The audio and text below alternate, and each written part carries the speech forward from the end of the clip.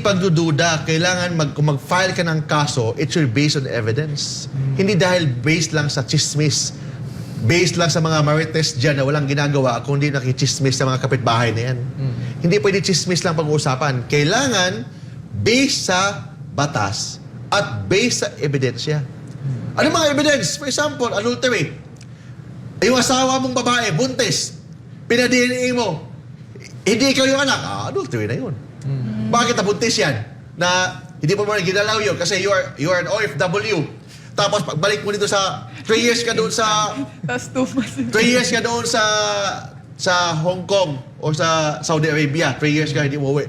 Pagbalik mo dito, yung asawa mo na miss mo na, buntis. Paano nabuntis yan? Di ba pwede i-text lang, mabuntis. O i-email lang, mabuntis. Di ba ganun?